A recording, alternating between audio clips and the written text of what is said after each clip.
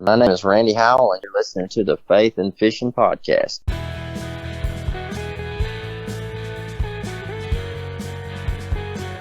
Welcome to the Faith and Fishing Podcast. I'm Cam. And I'm Robert. In every episode, we're bringing you faith stories and fishing memories from some amazing members of the fishing community. So join us as we shed a positive light on all things faith and fishing.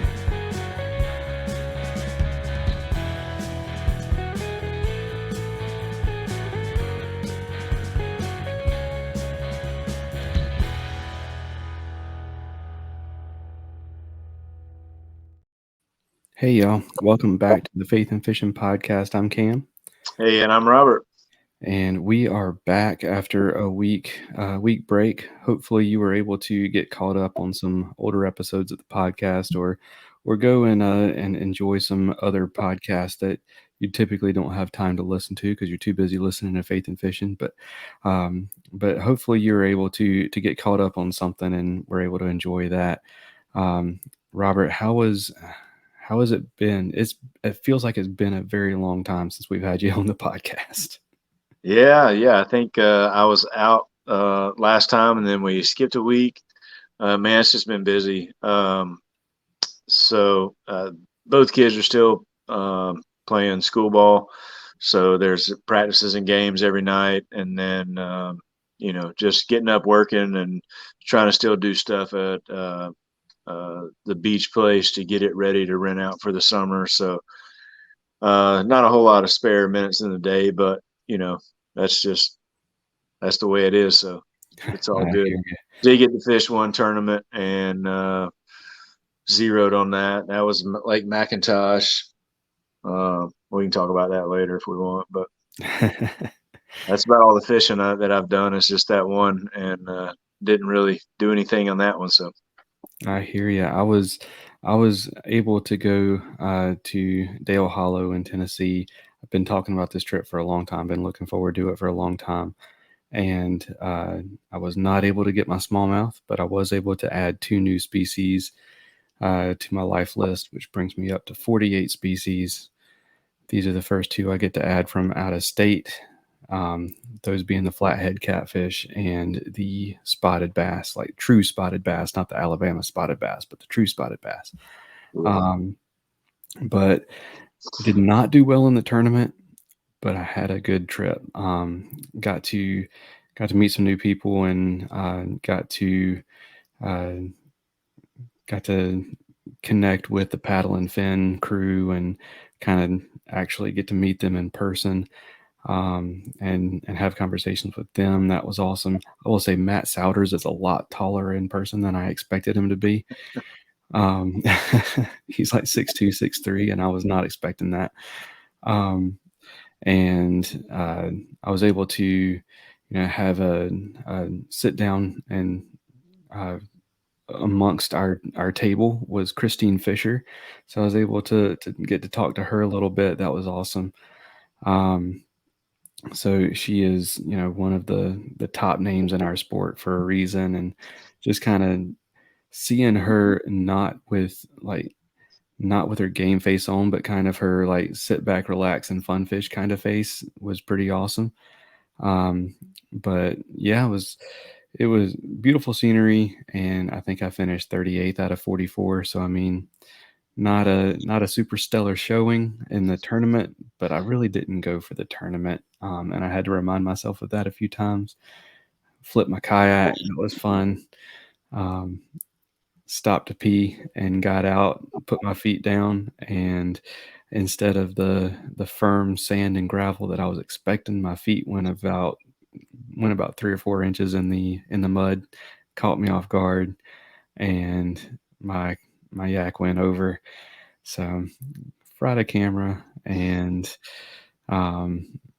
it was fun stuff. But yeah, I saw your clip on Instagram of that, and it's just one of those things that you do 100 times, and then even that 3 or 4 inches further that your feet goes down, it's gonna throw you off balance, and it happens that fast. Luckily it's warmer outside, and you were in shallow water, so you can always replace the cameras and stuff. So that's the good thing.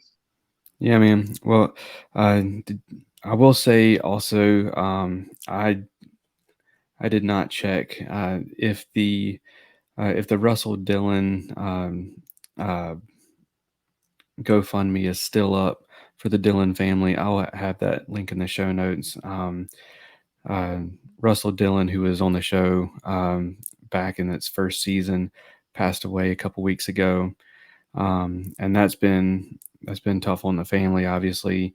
And so make sure you leave some love there. The Russell Strong Fishing on Instagram is still up and running. Make sure you go leave them some love. And I will say, OmniFishing is stepping up a lot in helping me get connected with some stuff for a fundraiser at a school. And also on our merch store, we've still got the shirt that has the quote from Russell Dillon, the "I don't worry about my problem here, I just fish, fish, fish." If you purchase that shirt from here on out, all the proceeds from that shirt go to the Make-A-Wish Foundation to send a kid whose wish is about fishing, to send them and their family fishing. So if you're looking for a way to support the family, that would mean a lot to them. But yeah, let's go ahead. Let's thank a couple sponsors, and then we'll get our guest introduced. Sounds good. A huge selection and crazy fast shipping is already enough to turn heads as an online tackle shop, but Omnia Fishing sets themselves apart with their ambassador program. With Omnia, you can send in fishing reports for your local lakes that recommend baits, structure, tactics, and gear. And when another angler takes your advice and purchases something from your report, you get credit for it to spend at Omnia. The best part means that with Omnia Fishing, you can shop by lake and purchase baits and gear that are proven to work where you're fishing. To get started, go to omniafishing.com and use promo code FNF15 to save 15% on your first order.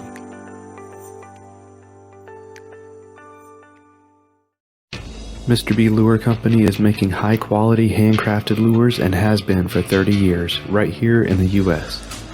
Using all-metal components, Owner and Gamakatsu hooks, and silicone or frog hair skirts, Mr. B is pumping out some awesome spinner baits, jigs, buzz baits, underspins, and more, including some of the most unique bladed jigs on the market.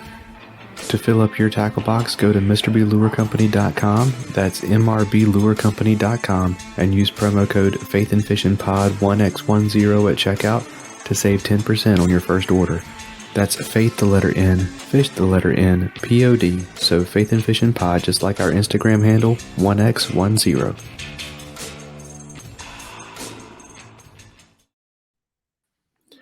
All right, so this week we are having one of my houseboat mates from the trip to Dale Hollow come on. It was one of those times where you come in and you instantly just kind of hit it off with people just because you've got that common interest already.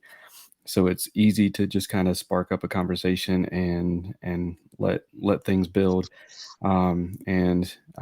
Sitting back and listening to this guy, and spoiler alert, if all things go according to plan, next week we'll have the creek crawler on.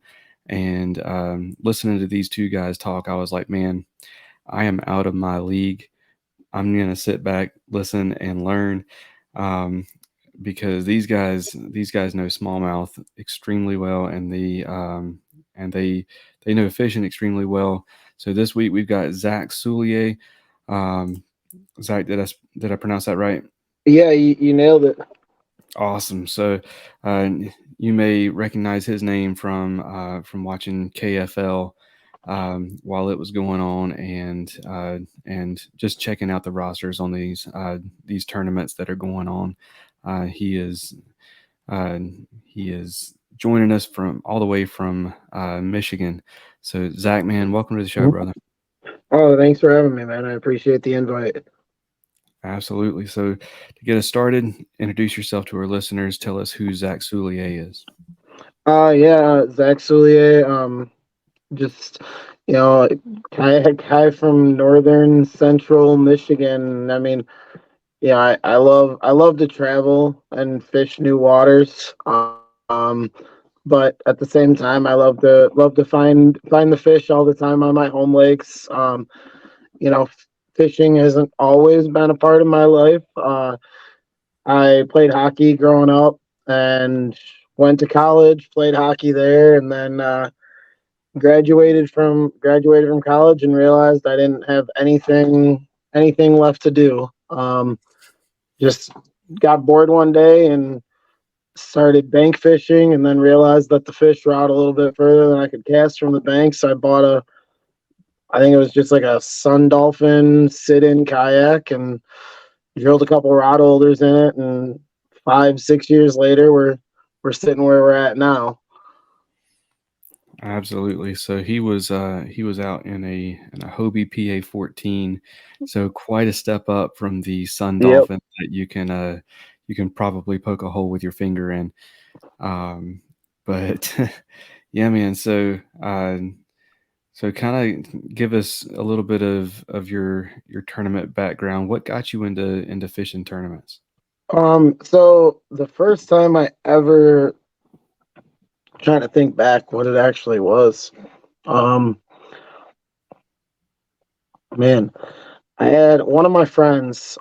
He lived down about an hour downstate from where I'm at, and we had a local trail here, and they were doing a tournament on a lake that he was pretty familiar with, and he invited me and said, "Hey, bring I forget what even kayak I had at that time," and he's like, "Yeah, bring it down, and you can just kind of follow me around, and we'll find fish." And I got out there, and I really wasn't in the mood to follow anybody around that day. I kind of wanted to go off and find some of my own stuff, and I'm pretty sure that the same day we got hit with a hailstorm, which was the first time I ever learned about rain gear and how you get cold really fast. Luckily, at the check-in for that tournament, I ended up winning, I think, a pair of Sidewinder NRS bibs. So that was good. And then, a couple years later, I started doing a lot of the individual stuff. Made it to the national championship in 2019.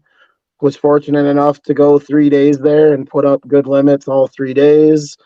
I ended up in 12th or 13th place final with a big fish on day two. That was, $1,100 fish. So that, to go from not really knowing what I was doing to maybe 2, 3 years later to being on that type of a stage, it was just kind of a crazy experience. And then the whole KFL thing, like you mentioned, that was another whole new aspect to kayak fishing.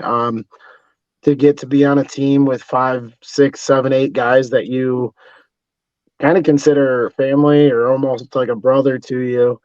And even guys that when I first started fishing, I watched their videos and looked up to how they were fishing. And, one of the guys that I fished with was Jeff Fader. First time I ever fished a tournament with him, I was like, man, that guy's good. And, I would go through and I'd watch everything, look at all of his pictures. And then, 6 years later, here I am fishing on a team with him. So that was a cool experience for me. Unfortunately, things happen with that league and it's no more, but it gives me the opportunity to kind of focus on the individual aspect of it for a little bit longer. And I'm hoping to focus on it until at least September. And that's when I got a kid on the way. So I'm kind of hoping that I can get most of my stuff done before then. For sure, for sure. And I know I said this over the weekend, but I'll say it again. Congratulations, man.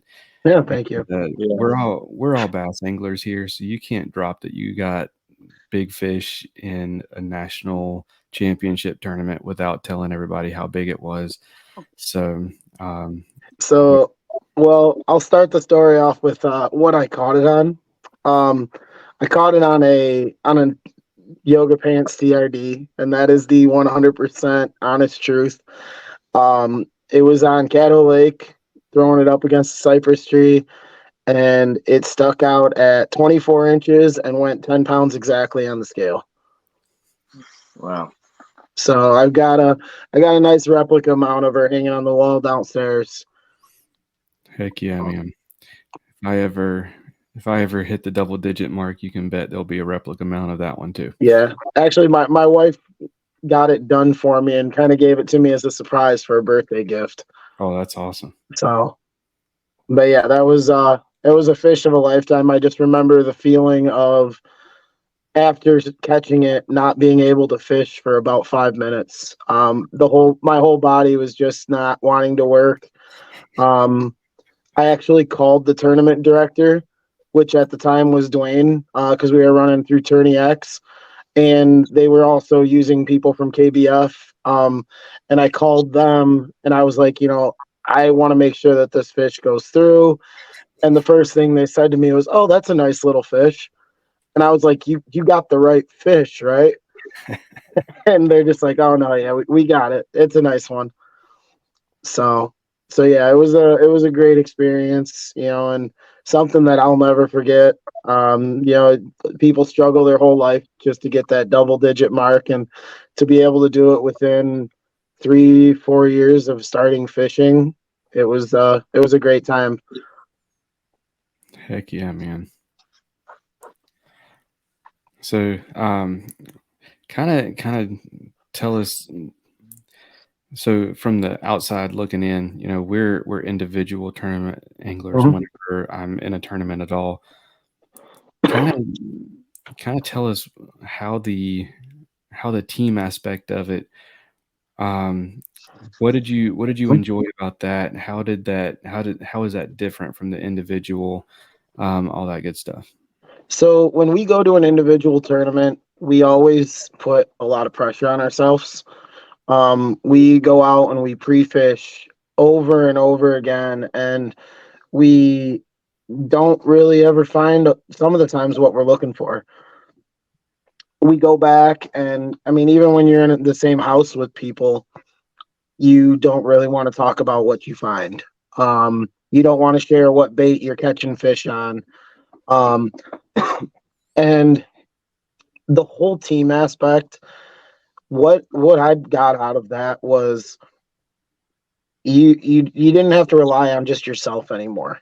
You could go out, and with it being the team's best 10 fish overall, 4 guys on the water, you could go a whole tournament without catching a single fish, but your team could win it by carrying everything else.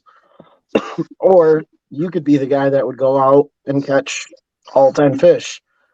But the thing that our team that we had up here was really big on was always having communication with each other. The events that our team struggled in were ones that we could never communicate with each other to let each other know, this is the bait that's working. This is what I'm fishing. Hey, even we're at 8 fish. We need 2 more, or we've got a limit. Our small is a 14-inch fish. That was one of the most relieving feelings, is when you had a group chat going and you got that message that said, "Hey guys, we're at a limit. Let's keep going." And our team did really well with that right off the start. And, we were the only team other than Indianapolis, I think, actually, other than Indianapolis in our region, that made it to the playoffs both years. Unfortunately, both years we went up against a really good Massachusetts Maulers team, and they took it to us both years. And, and we will never really get revenge on that, because unfortunately that team aspect is no more. But I've got my jersey from it hanging up, and that's one of those jerseys that I'm gonna hold on to, because as an adult, we always dream about the idea of being a pro athlete on a sports team, and to be able to have that feeling for a year or two was really cool. That's awesome. I didn't even think about that aspect of it, but you're absolutely right. That's something that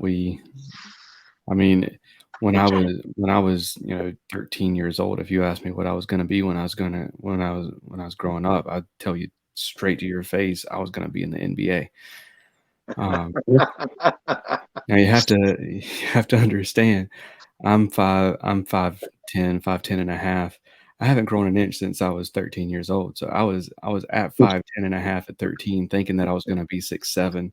Like, it was not like I knew that I was going to be in the NBA, but I mean, and you're right that to have that kind of like that be a part of a pro team or like, yeah, I can definitely understand that aspect of it. Yeah, that the whole team thing. I mean, we fish, regular tournaments, but we always fish around a lot of guys that do the KFL because we have two teams in the Carolinas that are close to us. And, the whole KFL and the team aspect has intrigued me since day one. And, I was one of those people who on the free Saturday mornings, if I did have a free Saturday morning, I'd flip on YouTube and flip back and forth between the people that were, that were fishing those tournaments on there. Number one, because it was pretty entertaining, because I always knew some of the guys. And number two, you can learn a lot from watching those videos because if I'm editing a YouTube video, there's certain things that I may not put in there, or I'm going to take out a shot that shows exactly where I'm at. Whereas on the KFL videos, it's a live stream, and a lot of times people are showing more than what they normally would. So it's a good learning tool as well. I always enjoyed it.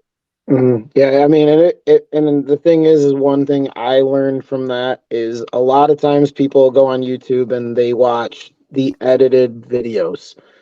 The KFL, when you would go back and you would watch 5 hours straight of guys fishing, that was the raw, unedited. That's what we have to go through. Yeah. There's days when you go out and you don't catch fish, when you're just not on a good bite. It's not this, I cast and I caught a fish and then I cast right back and I caught another one. That's what you see a lot of the times when you Google bass fishing and then the lake.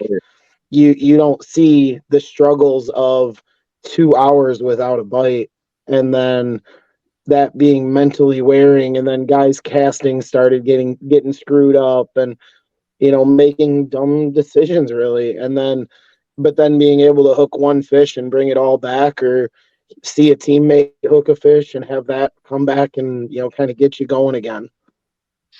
Yeah. And the other cool aspect when you were talking about that is I just realized that I had been fishing the wrong kind of tournaments the whole time, because you said you could still zero and maybe not catch a fish, but you could still win. So I should have been fishing the team tournaments this whole time to give myself a shot at actually winning. And this last year, I had to, I think at least one time, I put a 0 up on the board and our team was still able to win. We fished against the Tennessee team up here on Grand Traverse Bay, not Grand Traverse Bay. It was Burton Mullet Lake, which is a smallmouth factory. And our team was able to put together a very good limit. And I caught a lot of small fish, but none of my fish contributed to the team score. And it was tough. It was a tough pill to swallow, but knowing at the end of the day that they had it when I didn't, that was one thing that was really nice. Yeah, for sure. So Zach, tell us about your Dale Hollow experience. All right. So the 10.5-hour drive down overnight was a long trip. Got down there and just kind of wanted to explore a little bit, just see. I've never been to Dale Hollow before. I got on the water, I think midday Thursday area, kind of saw what I was looking for in the area that I went. Water temperatures were clearly going to be higher down there than they are up here. I ended up finding a lot of fish that were back in the cut sitting on beds, which I think a lot of the guys found that too. I left those mainly alone. I did a little more exploring on Friday. I know we had that storm come through, and then I went to bed Friday night, set 3, 4 alarms, I don't know, and I woke up Saturday morning to the sun out my window and realizing that the tournament started a half hour ago. So luckily, with where we were staying on the houseboats there, we had all of our stuff already on the kayaks. We right at the marina, and I was able to pretty much just throw on the clothes and get right out. And it was a struggle to get 5 fish Saturday.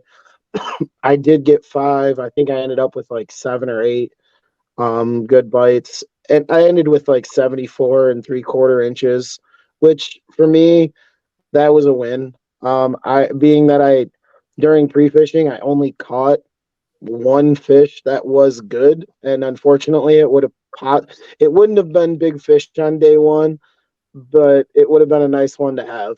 I caught 1 fish that was up in the 20s, and then other than that, it was just a lot of 14s. Um, Day 2 came, got really cold. The area I went got really muddy, and when you're bed fishing for largemouth and you can't see more than a foot down in the water, it just doesn't work.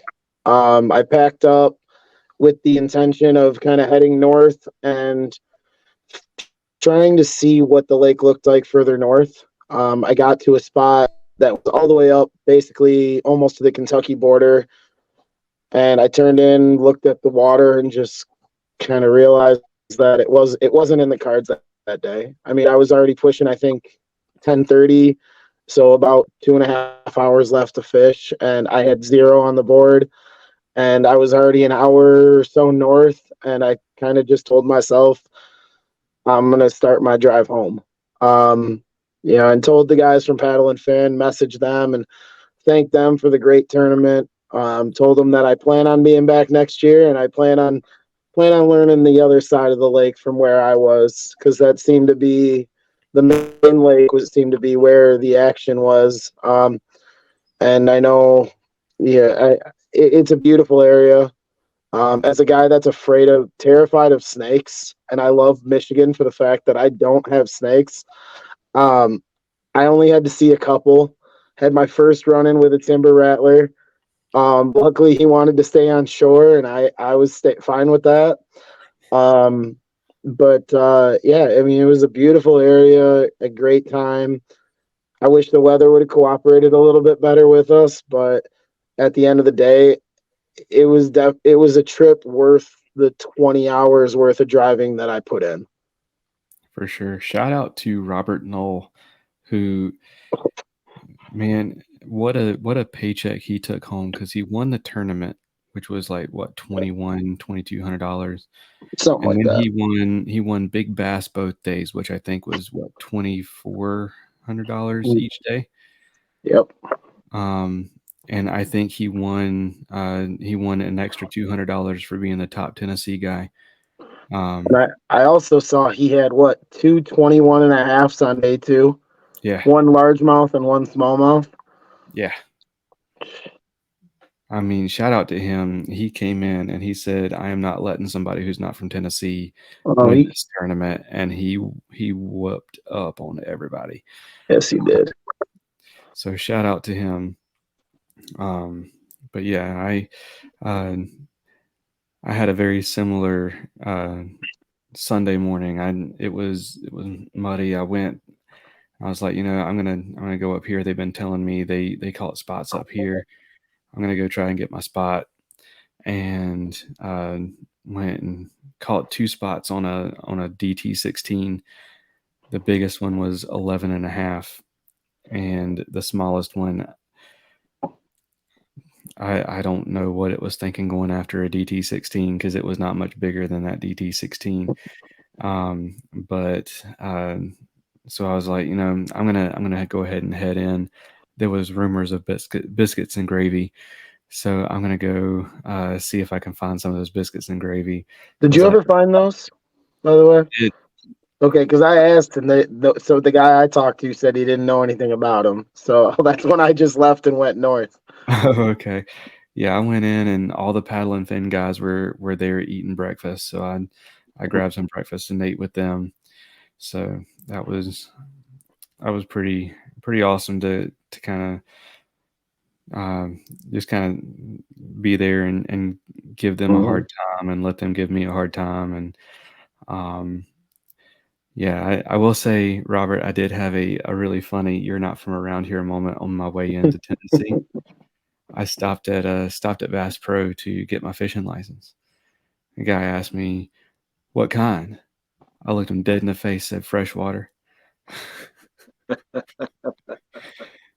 And I was wearing my Carolina water shirt, and he kind of looked at my shirt and kind of rolled his eyes, said, "Son, you're in Tennessee." It's all fresh water. I was like, "Oh yeah, y'all don't have salt water over here, do you?" He said, "Not that you can fish in." Yeah. Yeah, that's the thing about, out here is, you can go to a lake one day, you can go surf fish one day, you can go offshore, and it really kind of puts you in a conundrum of what to do some days, or for the weekend or whatever. But it's a great problem to have. And if you want a longer drive, you can go up to the mountains and catch some trout. Yep, that's right. Yeah. And Tennessee, I was thinking about that on my way home. I was thinking, more tournaments need to do a 10-hour tournament on Saturday and then a 6 to noon on Sunday. So that way we can get our drive started early. That way you still got 16 hours on the water, but you get to be off by that midday bite. Yeah. Yeah. No, I agree with that too, because the last year I drove to Toledo Bend and it was like 16 hours.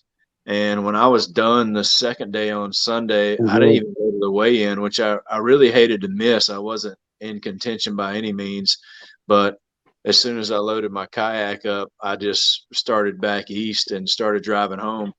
And I think a lot of people do that too, but I also hate that people miss that, the weigh-in and the final kind of like, I don't know. I have more fun at those things than I do actually fishing. I think the camaraderie and being around people of like minds, I really enjoy that. But that's a good idea for that second day, that Sunday, to do something that ends at start at 6 a.m., end at 12, and then have your weigh in and stuff maybe at 1:30, and everybody can be on their way. But it was a great turnout for that. I know they built on what they had the year before. Hopefully, I'll make it down there. That's a really nichey. I like to call nichey lake, but when you figure out how to catch them, it can be so good. But it's there's some tricks to those Tennessee boys. We're going to keep close to the vest, I'm sure. So even sitting at a table and talking to Christine, I mean, she was saying to us that, and you made this comment about her not having her game face on, and I've seen her at national championships and Hobie BOSs, and it was weird. It was almost weird to me to see her in a different sense of like being very like that super. This is just what I'm here to have fun. And it was really cool to see, and like having her tell us that, she was only catching them on one bait and telling us, "Oh, I'll give you the bait," and I'm like, I don't even know where you're at. Like, I haven't even been that way on the lake. So, but it was really cool. And there were a couple other guys there that I knew from kind of the national level of, even just seeing their names on a couple month longs up at the top and things like that. But it was just a lot more of a laid back experience. Even the local stuff that I fish up here, it was even more laid back. It felt like than that. And the dinner Saturday was amazing. I went back with a full stomach on Saturday night, and that was it. It was a very good experience. And like I said, I'm looking forward to coming back again next year. My wife wants to go this time, and she's like, I saw all the pictures and I want to be a part of that. Yeah, that area that you were in, kind of that between Middle Tennessee and East Tennessee. It doesn't get any prettier than what a lot of those places right through there are, and Mhm.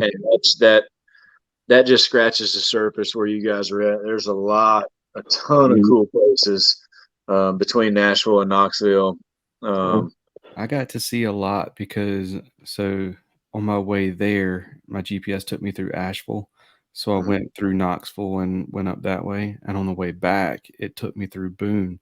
So I went through the top of Tennessee. Yeah. And I mean, it was Zach, the road that we took to get into Dale Hollow, that twisty, turny road, it was that until I got to Boone, North Carolina. Man, that would be rough. It was. I hit 75 going north, and I was just like, "Thank you." And then I had to drive through Ohio, which, the creek crawler, he'll tell you is real beautiful, but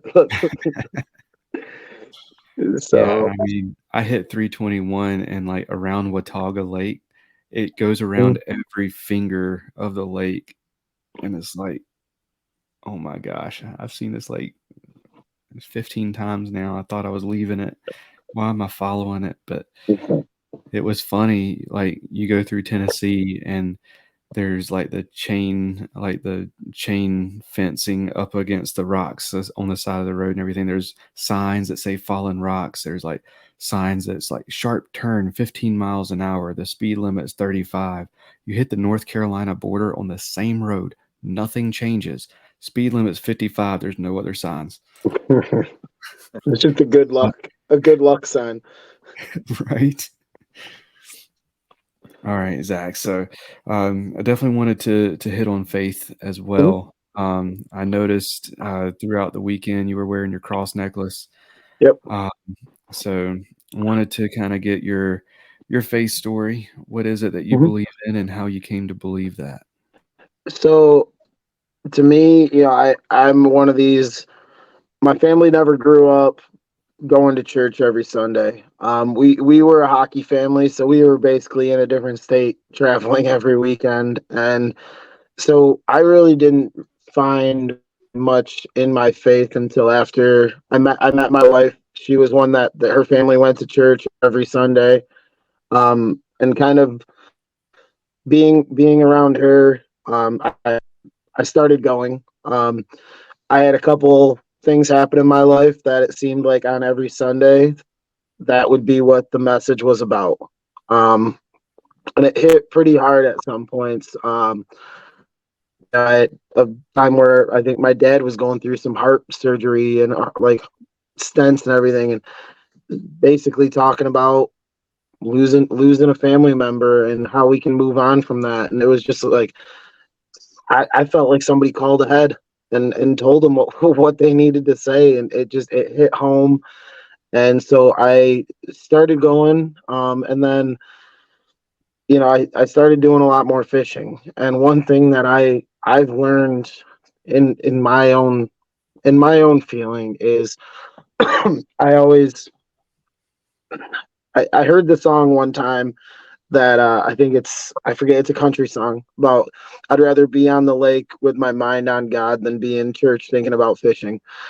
And to me, whenever I go fishing, that is the closest that I feel, because you're in his creation. You get to see all of the beautiful things that we as anglers and as basically just people living on this earth get to experience. I actually told her at one point I wanted to start a Sunday kayak church group where we just go out on the lake and we hold a church service on the lake, and then we're out there. But one thing I've noticed over the past couple of years is if I don't get to say my prayer that I do before I fish, my head's not right. Like I don't feel like I'm on the water doing what I need to do. St. Clair, the tournament that we had up here prior to coming down to Dale Hollow, that was one that I got out to my spot early. I had about 15 minutes to sit there, and probably for about 15 minutes, I just sat there and just thought about all the things that have changed over the court or over the last couple of years in my life, and a lot of thanks to just kind of having that faith that no matter what happens, there's always going to be everything's happening for a reason. From just finally moving out to where I am to having a kid on the way after numerous years of kind of saying I didn't want one. We had some foster kids that fell into our home, and we were with them for about 4 or 5 months, and now they're living with the family that's adopting them. So everything that's happened in our lives and my life has led to this point of, now I feel like I'm ready to have a kid of my own, and I can go out and do these tournaments and know that the best part about I'm sorry, the best part about doing them is getting to come home to my family and making sure that, I'm not just safe on the water, but knowing that when I say that prayer in the morning, it's not just for me, it's for everybody else on that water, and hoping that they get home safe to their family, and that even if we don't find fish, that we can, find something out of that day. Heck yeah, man. All right. So, with all of our guests, we always ask a couple questions. Robert, you want to hit the first one? Yeah, let me see it's been so long since I asked the questions. I'll probably mess it up, but we'll give it a shot. When you are out on the water, what's your typical conversations? So for me, a lot of the times I talk to myself quite a bit on the water, and I had a grandfather that passed away when I was 4 years old, I want to say it was, and I never really got to like experience being around him much. I never got to let him see, me become a fisherman or a hunter and a father in the future here. But my dad has always told me like that's exactly how he was. Like he would be super proud of who I am, and I've actually caught myself having conversations that feel like I'm talking to him on the water. Um, and usually it's more on the lines of me venting to him and just realizing that I'm talking to myself really loud, and there's people looking at me probably thinking I'm crazy. But also at the same time, it's more just asking, every now and then you get to that point where you're just like, show me a sign, show me a fish jump or a bird land, and point me in a direction that I can do the work, but you can show me where to go. Cool. That's awesome. What fishing story or memory means the most to you? Fishing story or memory. Well, I mean, it is hard to beat a 10-pound largemouth from Cattle Lake, but my wife is actually a great fisher woman, and she doesn't compete at the level. She doesn't enjoy the competition level. She goes just more for fun. But my favorite memories of that is every time that she's gone out right behind me and caught a fish bigger than I've caught. Actually, like I said, we had a tournament up here last night, and out of the 13 guys that were in this tournament, me, her, and two other guys were the only two that caught, or the only four that caught limits. And so she can fish, and it makes me it makes me proud to know that I taught her some, but she's learned the rest. Because I'm not going to sit there and just kind of teach her, but she's taken the time to watch how I catch things and watch what I throw, and knowing that she is just as good on any given day as I am, but just doesn't want to put in the effort. That's awesome. All right, man. Well, we are going to move into our What's Your Favorite segment. We do that with every guest. It's self-explanatory. We're going to ask your favorite in a few different categories, and we will get that started right after this. All right. If finesse fishing is your comfort zone, something you want to learn better this year, or just something you like to tie on as a Hail Mary pass, Jade's Jigs has everything you need and more, and it's all eco-friendly and lead-free. With an awesome selection of baits and colors, they've got a variety of techniques covered for you. Finesse jigs, underspins, Nico weights, Ned rigs, and more are all waiting for you at jadesjigs.com. And while you're there, use promo code FNF10 for 10% off your purchase. That's jadesjigs.com and promo code FNF10 for 10% off.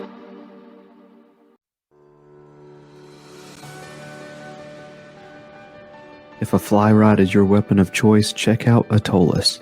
Their Fly Caddy is the most convenient way to get your favorite flies to the water or just keep them handy by clipping it to your hat, truck visor, backpack, rod case, or just whatever. You can also bundle it up with flies from independent fly tires that Atollas has teamed up with through their Fly Light project.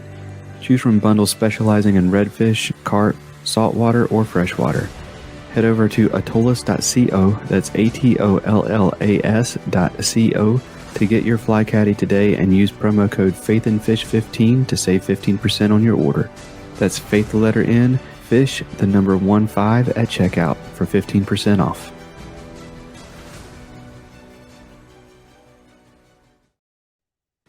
All right, Robert, you ready? Oh yeah, let's roll. Awesome. So Zach, what is your favorite scripture? Ooh.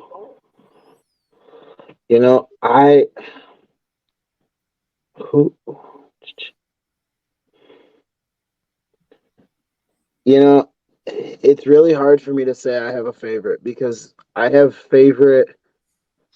favorite quote. That it's the where you go, I'll go, and where you stay, I'll stay. I don't really, it's hard to say that there's a favorite scripture, only because every single one, it can mean so many different things to so many people. But just knowing, the one, that's kind of the quote that me and my wife have. And I always tell her that, the best part for me about fishing is coming home. And whether or not I win or lose, coming home to her, our dogs, and my future kid, that's what I want. Absolutely. I on Sunday, I was like, I need some extra encouragement. I'm going to throw on my Russell Strong Fishing Performance shirt. It's going to give me that motivation to like really go at it hard and fish hard. And I put it on, and it was like, what this really is motivating me to do right now is go home and see my family. Mm-hmm. So that was a big part of me leaving early. Was that push to, it's like, this is what's important. But yeah, I will say it helped push me that direction, that it was 35 degrees, but Yeah. Well, last night it got cold on us, and like I said, it was nice to see her out there 50 yards away from me, pushing through a cold tournament with me.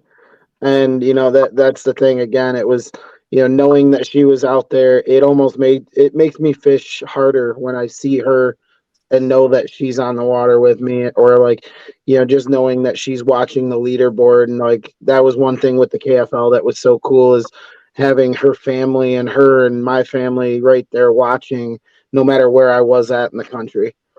Yeah, for sure. Well, what about on your favorites? What's your favorite Bible story?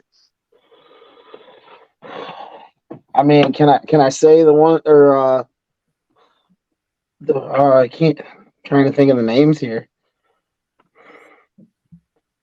Oh man, you guys are really hitting me with these, because a lot of them for me, it's more on the lines of knowing kind of what they are.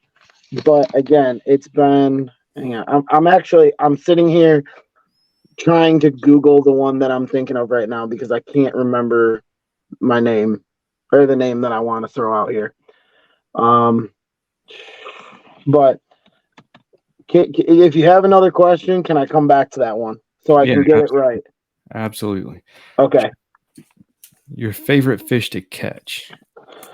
I mean, obviously largemouth, smallmouth are going to be right there with them. And then after that, we get a lot of northern pike up here, and they're fun to catch, but I don't like catching them. Yeah. So, what about your favorite fish to fish for? So the actual, to try to trick them into biting. The favorite to trick, I would say it would be smallmouth because they are so finicky. And like one thing we were talking about down in Tennessee there is I had to restring a couple of my rods because going from St. Clair to Dale Hollow, if you have more than like 6 to 8 pound test on your line, those fish will see it and they won't bite. And also, just knowing that that your bait has to almost be perfect to what they're looking for. But so to go back, I found the one that I was talking about or thinking about here. It was Psalm 88 about trusting God through pain. Being like I said, a sport athlete and then going into fishing, I've carried a lot of being able to go through pain. I've had 2 knee surgeries and I'm only 32 years old, or well, I'll be 32 this year. There are days on the water where my legs don't want to work. But knowing that, being able to push through that, and then the pain of a 10-hour drive, going down, coming home to see your family, and knowing you're in that last hour's worth of a drive, and it's just about sunset, and being able to push through and know that what you're looking for is on the other end of that drive. Yeah. Awesome. So what is your favorite fish to eat? I would say a good perch up this way is hard to beat. How you like it cooked? I like a fried perch. Hey, yeah, you fry them whole or you fillet them? I fillet them when I catch them. I have gone to one restaurant that has fried them whole. The only other fish I've really ever eaten is walleye, and then mahi. I've eaten that a couple times, and I'm not a huge fan of that. Okay. It's good, but it's got to be cooked right. Agreed. So, what about when you're fishing? What are you usually snacking on? What's your favorite fishing snack? when I take snacks, I would say some type of Pringles, some type of chips. I find it very hard to take snacks with me when I fish. Let alone even sometimes a drink. I had a water bottle out there with me on Dale Hollow that I didn't even open the whole day Saturday. Yeah. I think a lot of the times I just kind of get in the zone of fishing and I forget that I brought anything with me.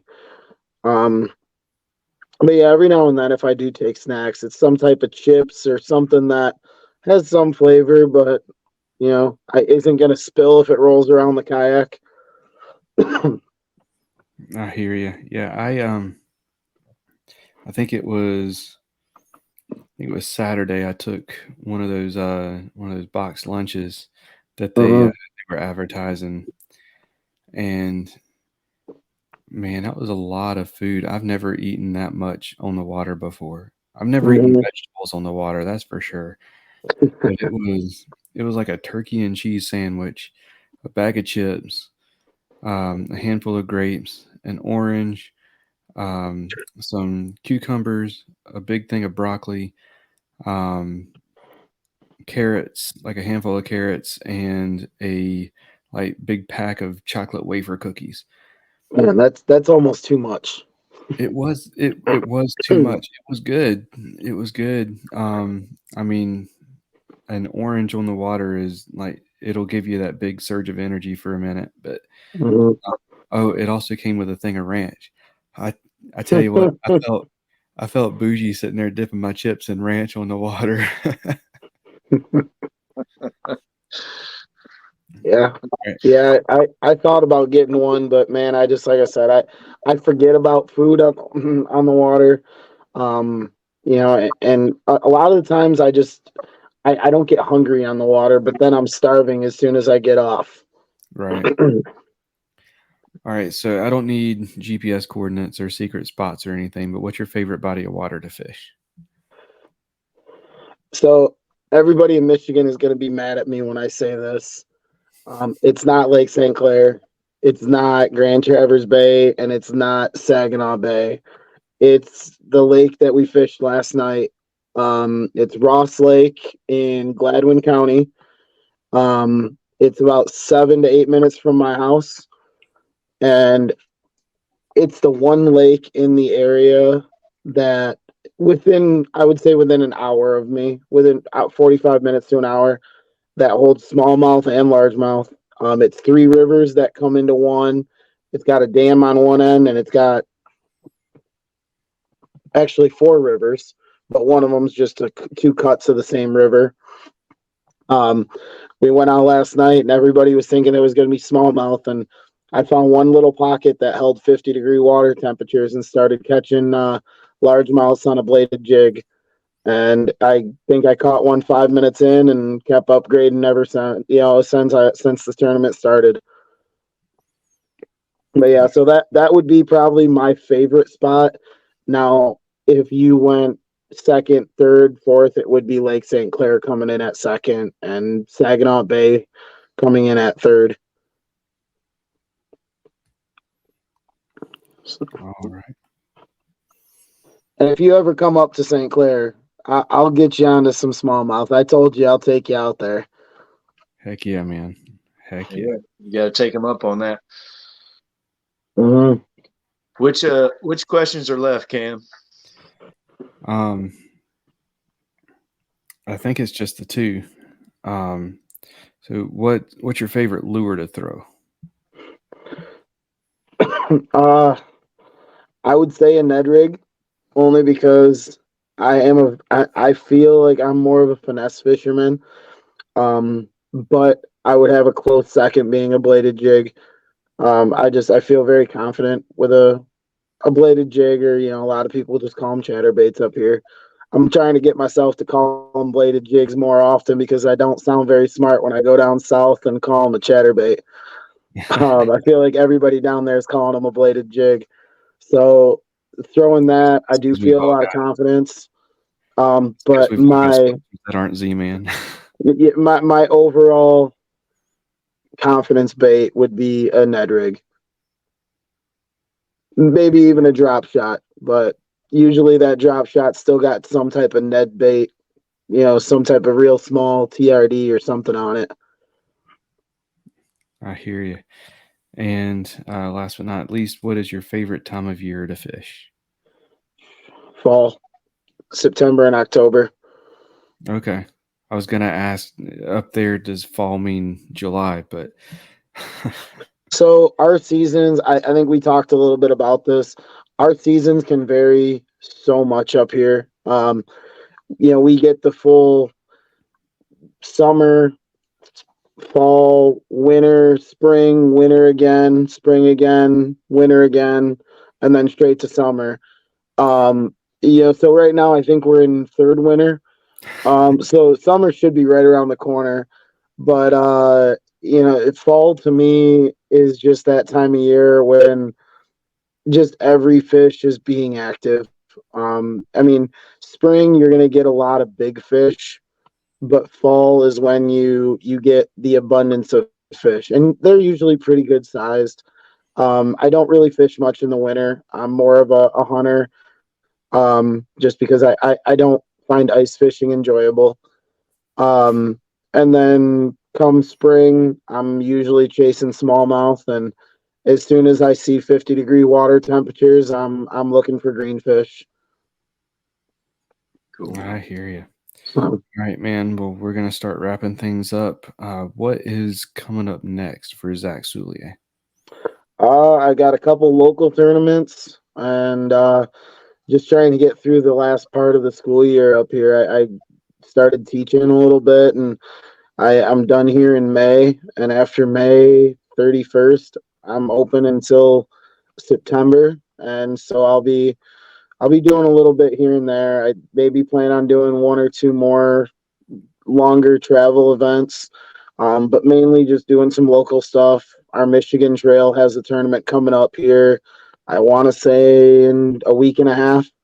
So I may jump in that, but it's on a lake that I just don't have a lot of experience on, and I'm not really going to have time to pre-fish it. So we're not really sure. All right. And go ahead and plug your socials if our listeners want to follow along with your adventures. How do they find you? Facebook is just going to be my name. And then Instagram is really the only other one I use, and that's going to be the Great Lakes Yak Fisher. But great is spelt GRT. So if you search my name, you can find either one of them.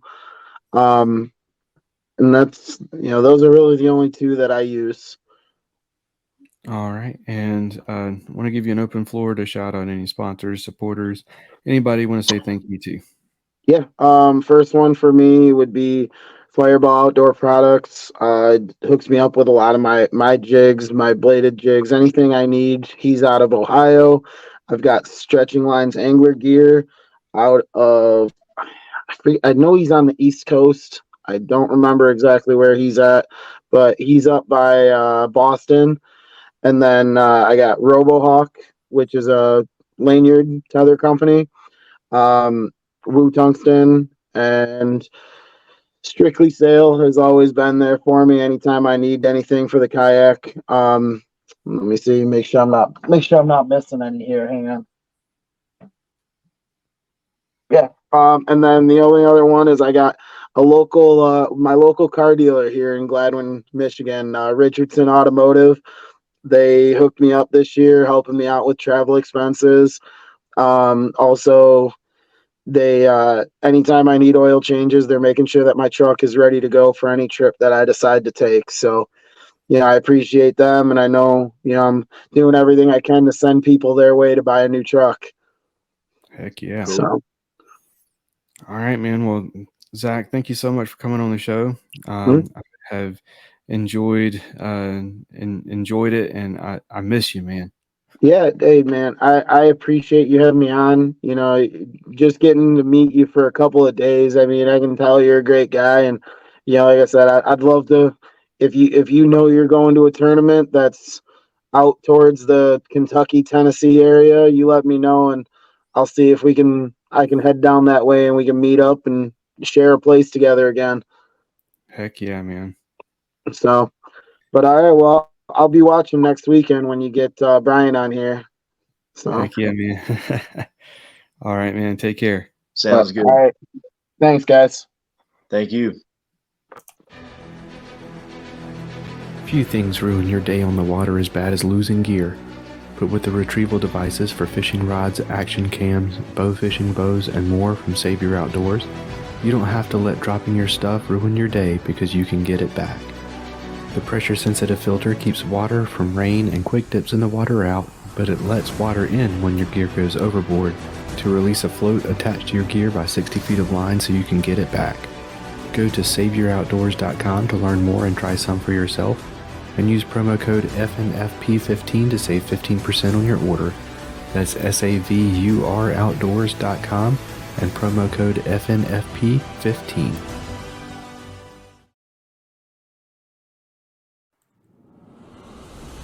Get Outdoors Pedal and Paddle is one of the largest canoe, kayak, and cycling retailers in the Southeast with a huge selection of kayaks, canoes, bikes, and all the accessories needed to experience paddling and cycling comfortably and safely. Get Outdoors helps to expand and educate the paddling community through their free demos held on local lakes in the Greensboro, North Carolina area, and through in-store clinics and on-the-water courses and demos. And we'll even get your new boat rigged up for kayak fishing for you. Stop by the shop in Greensboro, North Carolina, or check out shopgetoutdoors.com to be wowed by their selection. Another huge thank you to Zach for coming on the show and sharing his story with us. His links will be in the show notes, so make sure you go follow along. Robert, man, what's your takeaway from this one? Yeah, man, it sounds like you guys had a big time down in Tennessee, and I think that's a great event and a good thing that Paddle and Fin's doing. I think anybody that's kayak fishing has well, I won't say anybody, but most people who are into podcasts especially have followed along with those guys and their different shows. And I think they really help propel, the sport forward, and to have that where you can go meet those guys, go meet other people that are listening to the podcast, and to be at such a great lake. It's pretty awesome. And like I said, hopefully next year I can get there, but it sounds like you guys had a great time. Heck yeah, man. It was funny. Whenever I decided to head back in and seek out biscuits and gravy, I went past the ramp on the marina there, and Zach was taken out at the exact same time I was. So we came to the decision at the same time and made it there. But yeah, it was a beautiful lake, and it was a great time. And I'm ashamed to say that I did let some of my misfortunes get to me a little bit and get frustrated on my my practice day. And that's whenever I flipped my kayak, the brakes on my chatterbait reel busted, and so I had a few things that I was like, it got to me, and then I kind of recalibrated. Went out Saturday, caught a couple fish real early, and was like got kind of back on track, and then saw the level of competition that I was up against, and I was like, you know what, this is insane. Yeah, and that's one thing that I definitely got a big dose of last year going to some of the national events is the level. There's all those people are going to catch fish no matter what lake that they go to, and there's some people like that around us too that fish in our local clubs. You see the same names up there every other weekend. The top 10 just shuffle around, and they can catch fish on every lake we go to. And so it can be discouraging, but at the same time, it is, I know I checked the leaderboard around lunchtime and saw that you had a couple, and it is fun on those days where it falls into place. And each time you go, I found myself learning a ton traveling to those tournaments, and it just makes you better and builds you into a better angler. Absolutely. And then you have those days like I did 2 weeks ago, and I thought I had a pretty good game plan for McIntosh, and I swear I had one bite, but I think it was probably a bluegill. And I watched people catch fish where I was at. So that's kind of frustrating as well. You can see people catching fish. So I was around fish. I just wasn't, executing the way that those anglers were. So, it makes you take a step back and recalibrate. And, that's what makes it fun too, though. Cause if you went and you caught them every time, it wouldn't be as special when you did have those great days. Right. So you got to take the good with the bad. And speaking of great days, another shout out to Robert Knoll. So his 2-day total, 197 inches and a half, 197.5. Second place was 182. Yeah, he crushed it. He had a phenomenal tournament. But anyways, man, you want to close us out in prayer? Sure, no problem. Heavenly Father, thank you for allowing us to have Zack on and share those stories about trips and share his stories about the faith. Please let us be great examples for you. Please give us the strength to work on our relationship with you daily and to build relationships in our lives that will bring other people closer to you. In Jesus Christ's name we pray. Amen. Amen. All right, man. You want to sign us out? Yeah, man. We'll see you guys next week. Get ready for the creek crawler, right? That's right. If everything goes according to plan. All right. So I'm looking forward to that. I'm looking forward to hearing the story behind that. So we'll see you guys next week. Thank you for listening to the Faith and Fishing podcast. Faith and Fishing is produced and hosted by Cam Steele and Robert Randolph and is sponsored by Savior Outdoors, Jay's Jigs, Get Outdoors Pedal and Paddle, Mr. B Lure Company, Atollas, and Omnia Fishing. Don't forget to join the Facebook community, follow us on Instagram, and subscribe, rate, and review us on whatever app you're listening on. That's going to do it for this episode. Y'all take care, and God bless.